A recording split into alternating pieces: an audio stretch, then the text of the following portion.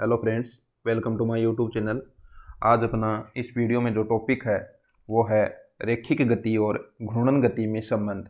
यानी इस वीडियो में अपन रैखिक गति और घूर्णन गति को पढ़ेंगे और उन दोनों के अंदर जो संबंध होता है उसको अपन देखेंगे। तो वीडियो शुरू करने से पहले अगर आपने अभी तक चैनल को सब्सक्राइब नहीं किया है तो प्लीज़ चैनल को सब्सक्राइब करें, दोस्तों के साथ शेयर करें और कमेंट में बताइए कि आपको वीडियो कैसा लग रहा है।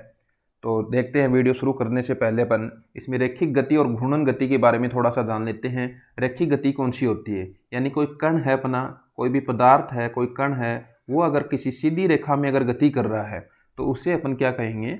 रैखिक गति कहते हैं। यानी कोई कण एक जगह से कहाँ जा रहा है?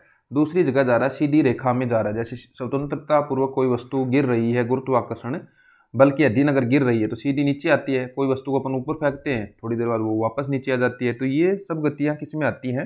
रैखिक गति में आती हैं। दूसरा अपना होता है घूर्णन गति। यानी कोई वस्तु या कोई पदार्थ, कोई कण किसी अक्ष के चारों ओर चक्कर लगाए, यानी किसी वर्ताकार पथ में गति करे तो उसे क्या कहेंगे? घूर्णन गति कहते हैं। जैसे अपना कोई वर्ताकार कोई पथ है, इसके ऊपर कोई कण चल रहा है, कोई पदार्थ अपना इस पथ के ऊपर चले, वर्ताकार पथ पे चले या किसी अक्ष के ऊपर घूमे, एक अक्ष के चारों ओर गति करे तो उसे क्या कहेंगे? घूर्णन गति कहते हैं। ये तो अपनी दोनों प्रकार की गति हुई। अब इनके अंदर अगर अपने को संबंध देखना है तो सबसे पहले अपन देखते हैं इसके कुछ चर होते हैं। अपने चर के अंदर अपन लेंगे, एक तरफ तो लेते हैं रैखिक गति और दूसरी तरफ अपन देखेंगे घूर्णन गति। दोनों को एक साथ देखते हैं।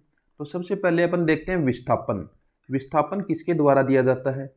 यानी विस्थापन या जो भी अपन दूरी लेते हैं वो किसके द्वारा दी जाती है? रैखिक गति में जो विस्थापन होता है वो दूरी के रूप में होता है, उसको अपन x के द्वारा लिखते हैं। जो घूर्णन गति होती है उसके अंदर विस्थापन जो होगा, तो ये जैसे यहाँ से कोई कण चलना प्रारंभ करता है और मान लो यहाँ तक चल गया, तो जो इसके अंदर विस्थापन दिया जाता है वो कोण के द्वारा दिया जाता है। तो घूर्णन गति के अंदर जो विस्थापन होता है वो होता है कोण के द्वारा, यानी थीटा के द्वारा अपन लिखते हैं। तो एक तो अपना आ गया संबंध आ गया एक्स रैखिक गति में होता है, तो घूर्णन गति में विस्थापन क्या होता है? थीटा होता है। इसी प्रकार अगर वेग देखेंगे तो रैखिक गति में वेग होता है v, ये होता है dx बटे dt।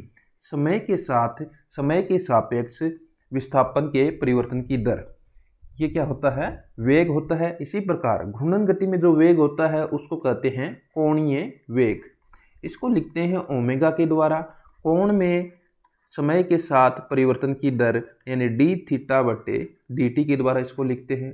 और एक संबंध दोनों में भी होता है, v बराबर होता है आर ओमेगा। v बराबर आर ओमेगा होता है। इसी प्रकार अगर बात करें त्वरण की, त्वरण जो होता है इसके अंदर लिखते हैं रैखिक गति में a के द्वारा। ये होता है वेग में परिवर्तन की दर, यानी वेग dv बटे dt। वेग में समय के साथ परिवर्तन की दर क्या कहलाता है? त्वरण कहलाता है। इसके अंदर जो घूर्णन गति में लेते हैं त्वरण को, उसको लेते हैं कोणीय त्वरण अपन लेते हैं। इसको लिखते हैं अल्फा के द्वारा। और ये होता है कोणीय वेग में समय के साथ परिवर्तन की दर, अल्फा बराबर डी ओमेगा बटे डी टी। और जो इनके अंदर आपस में संबंध होता है ए बराबर आता है आर अल्फा। ये अपना इन दोनों में संबंध होता है। इसके बाद अगर बात करें द्रव्यमान की, द्रव्यमान के अंदर क्या होता है? रैखिक गति में द्रव्यमान अपन m लेते हैं, मास लेते हैं। और इसके अंदर घूर्णन गति के अंदर अपन द्रव्यमान की जगह भी एक चर काम में लेते हैं, जड़त्व आघूर्ण। जड़त्व आघूर्ण लेते हैं और इसको लिखते हैं I के द्वारा। तो ये इन दोनों के अंदर I बराबर क्या होता है? m r स्क्वायर होता है। I बराबर m r स्क्वायर, m वस्तु का द्रव्यमान और r है घूर्णन त्रिज्या। इस प्रकार अपन द्रव्यमान और जड़त्व आघूर्ण का संबंध देख सकते हैं।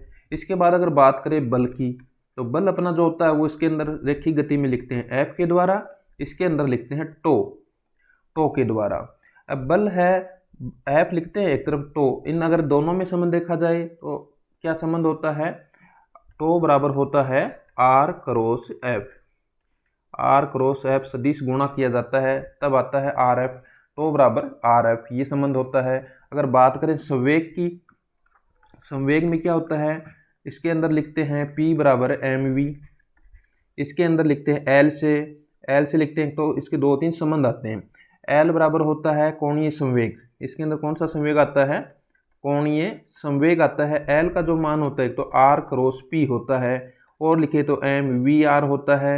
और इस प्रकार से अगर लिखें एम की जगह इसमें क्या होता है आई होता है, और वी वेग है तो इसके अंदर कौन सा वेग होता है कोणीय वेग ओमेगा, तो एल बराबर आई ओमेगा भी अपना आता है। इस प्रकार अपन इसका संबंध देखते हैं। और आगे जाके अपन बल के बारे में और देखें तो बल के अपने तो होता है एफ बराबर डी पी बटे डी टी होता है। वेग में परिवर्तन की दर समय के साथ वो भी बल होती है। तो उसी प्रकार बल आघूर्ण होता है टो क्या होता है बल आघूर्ण होता है, टो के द्वारा लिखते हैं कोणीय गति में घूर्णन गति में। तो इसके अंदर भी आएगा डी एल बटे डी टी, कोणीय संवेग में समय के साथ परिवर्तन की दर होता है। इसी प्रकार और लिखें तो एफ बराबर एम ए होता है, एम है द्रव्यमान और ए है त्वरण। इसी प्रकार टो बराबर लिखें तो एम की जगह क्या आता है आई आता है और ए की जगह आता है अल्फा, तो टो बराबर आई अल्फा, ये वाला भी अपना एक संबंध आ जाता है। इस प्रकार अपन रैखिक गति और घूर्णन गति दोनों को तुलनात्मक रूप से देख सकते हैं। अब ये तो अपने जो चर आए हैं, अब इसके साथ ही अपन इसकी जो गति की समीकरण होती हैं उनको भी अभी देख लेते हैं। तो गति की अगर समीकरण देखें, गति की समीकरण अपने पास है तीन गति की समीकरण है। तो सबसे पहले अपन देखते हैं उनको रैखिक गति में और फिर उनको बदलते हैं घूर्णन गति में। तो रैखिक गति में भी अपनी 3 समीकरण आएंगी और घूर्णन गति में भी उनको अपन तीनों को बदल सकते हैं। तो जो पहली समीकरण होती है वो होती है v बराबर u plus A T. v यहाँ पे अंतिम वेग होता है, u प्रारंभिक वेग, a त्वरण होता है और t समय होता है।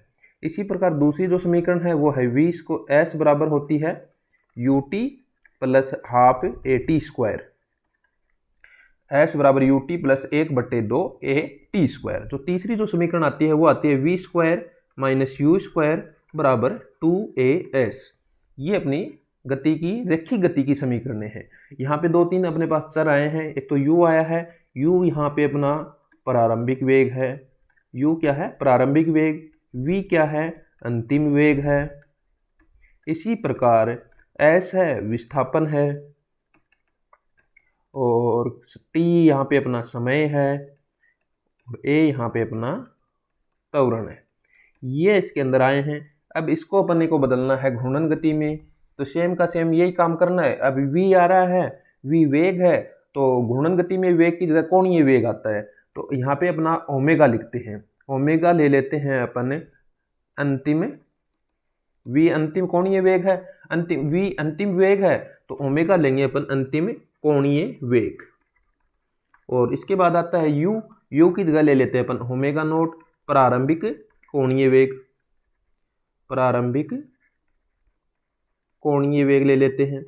तो इस प्रकार क्या हो जाएगा v बराबर u प्लस ए टी था, तो v की जगह तो लिख दिया ओमेगा और u की जगह लिख दिया ओमेगा नोट प्लस a की जगह क्या आता है a त्वरण है तो कोणीय त्वरण अल्फा t, अल्फा क्या है यहाँ पे कोणीय त्वरण। इनको सेम के सेम अपन ने जो ऊपर चर देखे हैं उनका रिप्लेसमेंट करना है।